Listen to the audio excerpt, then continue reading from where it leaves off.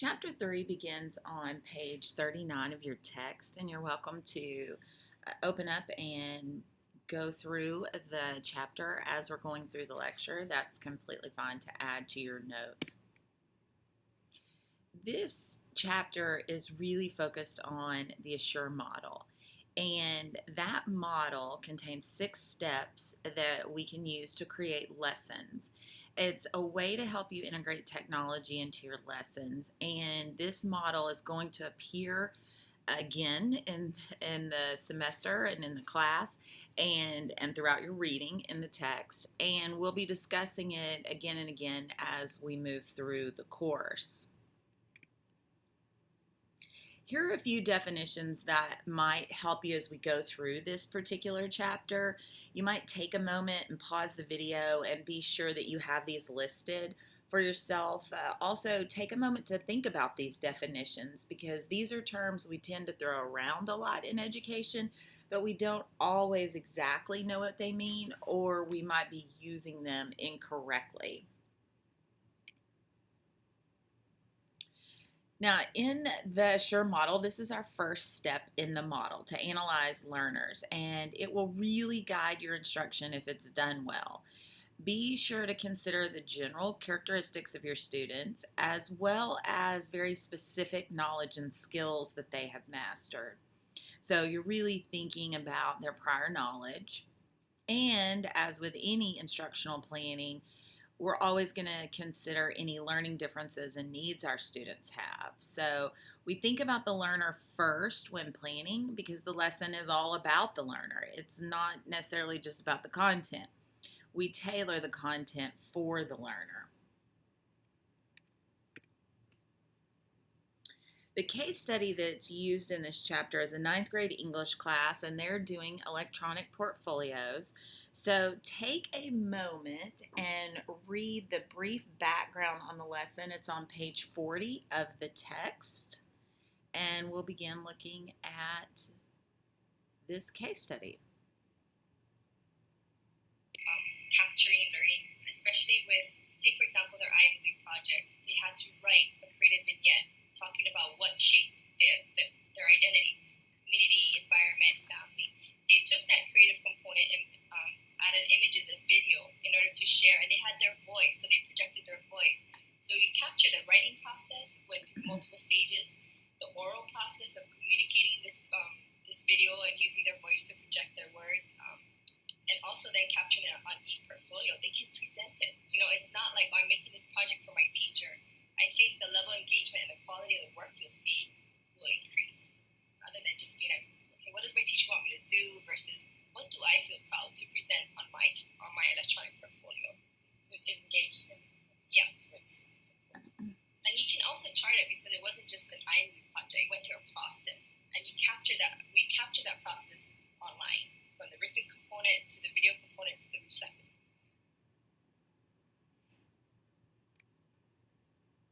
Once we've thought about our students' capabilities and their needs, we look at what we're required to teach. When looking at state standards, and this will be on ALEKS for us in Alabama, the standard or standards chosen for the lesson really do guide it, or at least they should. Be sure to look at the verb associated with the standard because that tells you to what level your students need to learn or apply the content or the skills. And remember that you could possibly be teaching just part of your standard for a specific lesson because that standard may cover several levels of strategies that you can do over the course of several lessons. And once you have the standard chosen, then you can begin to write your objectives. And now we're going to talk through a way that you can actually write quality objectives. This is the ABCD method of writing a good learning objective. Audience is the learner, and usually our objectives start with students will be able to. Students are our audience. And behavior is the level of learning. So this is the verb that we're looking at. And this tells us to what level we're going to learn. And it really does describe the expectation for the learner. Condition, that's the conditions under which the learner has to perform. And then degree is, this is mastery. This is the degree of learning and how we're going to understand that mastery has been accomplished. Now you'll see the ABCD checklist on page 46 of your text. It's in this figure 3.1, and it'll give you a little more fine detail about each part. So you might want to go there, mark that for yourself, and take a look before we begin to practice with one. So let's review this objective and pause the video for yourself and consider what you think in this objective is the audience, behavior, conditions, and degree.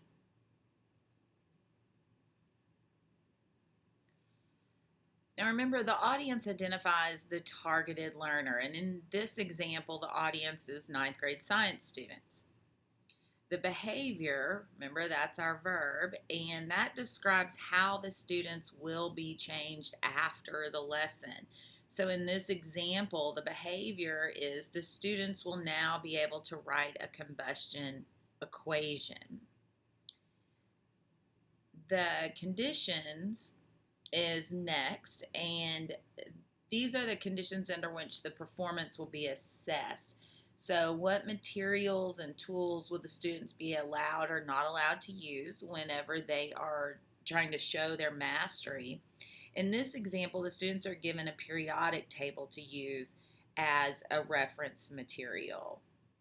And then finally, the degree states measurable evidence. Usually we do this in terms of accuracy or proficiency. And this is how well the students have to perform to show mastery.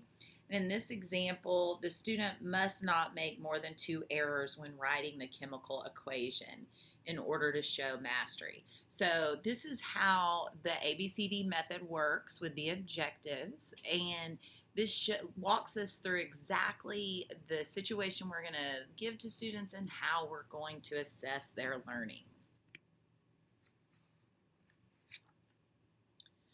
Remember that strategies should match the objective, and selecting our strategies and resources is our next step in this SURE model. We connect those strategies to the verb in the learning objective. Also, strategies should help the student master the objective, so they should be a support. And then when selecting resources, you need to match that as well. Now, this seems really obvious, but sometimes we get so caught up in wanting to teach a specific strategy or wanting to use this really specific resource we like that we try to fit everything else in the lesson around it, and then that just typically doesn't work well.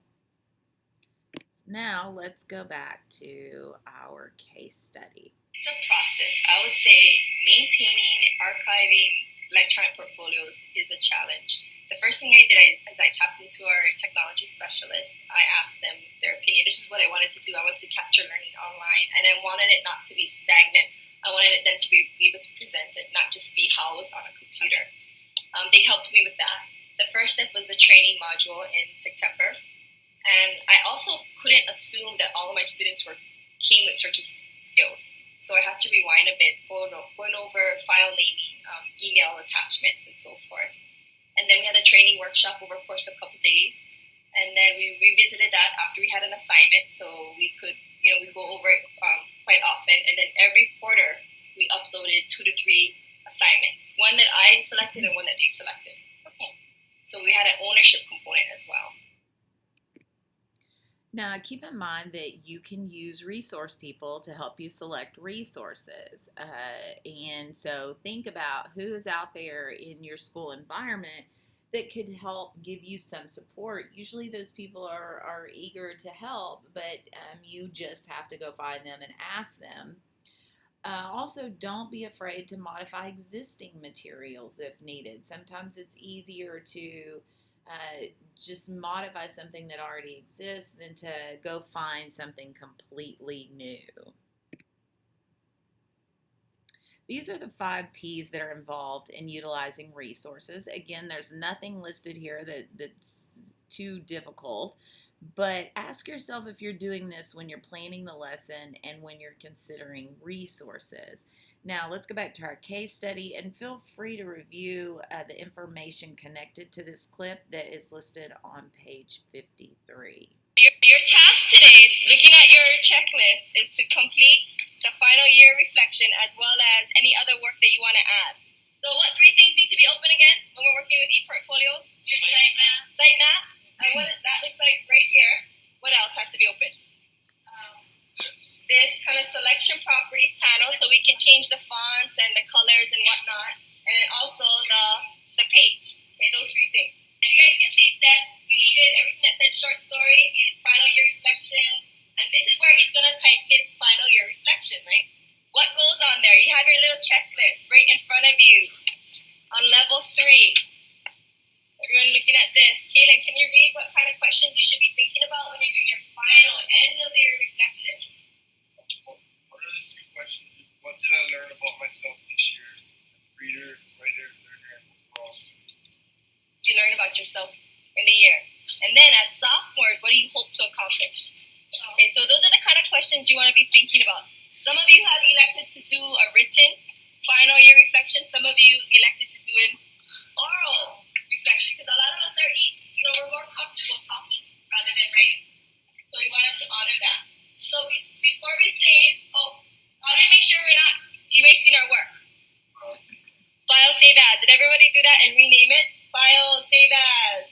But let's make sure we are in your site and not somebody else's site.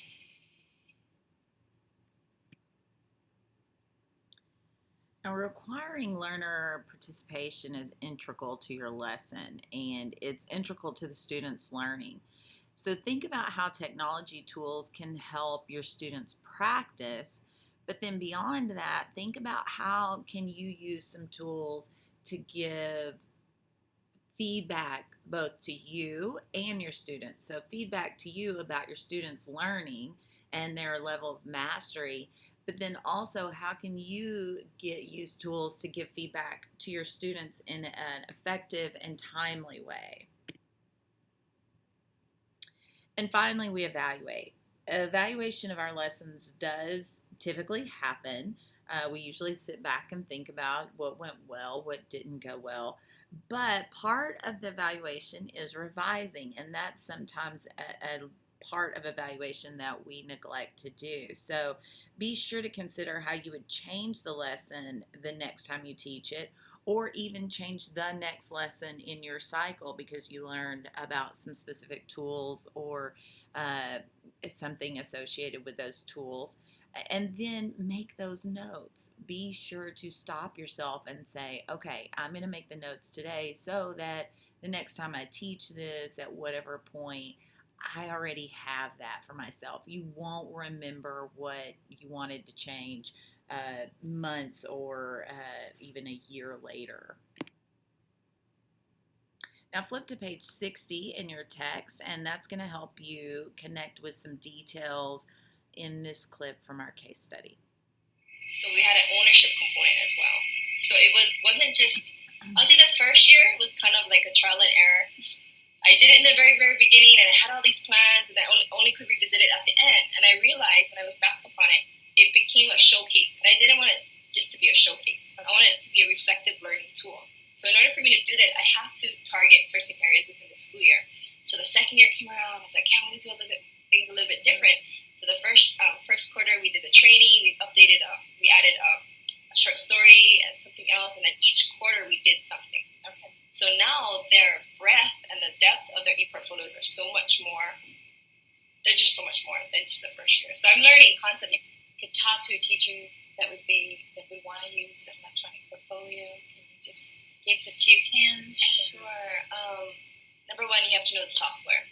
I mean, I don't profess to be an expert. I can troubleshoot minor things, but not major things.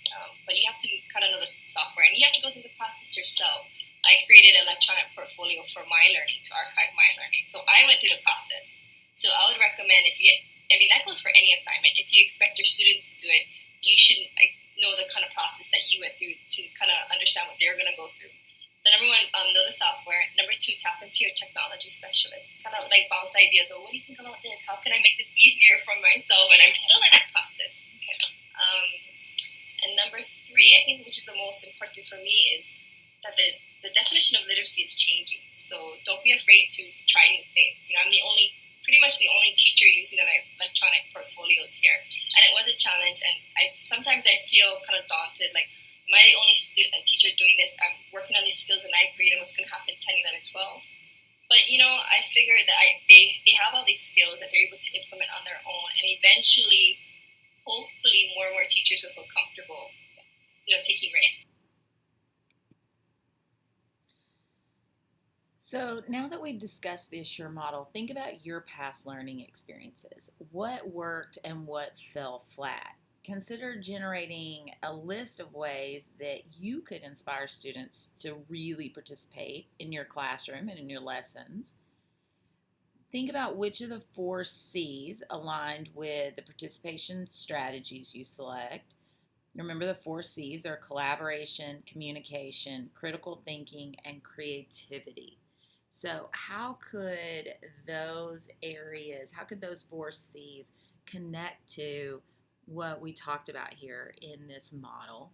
I also encourage you to really go back, list the details of this model, put that in your notes, and reflect on that some. How are you putting it into practice in your own lessons, in your own lesson creation?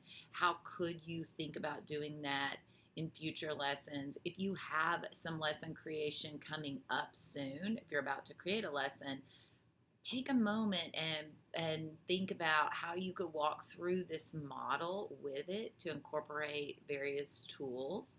And don't skip over the steps. Don't just say, oh, yes, I'm evaluating and I know exactly what I would do next time.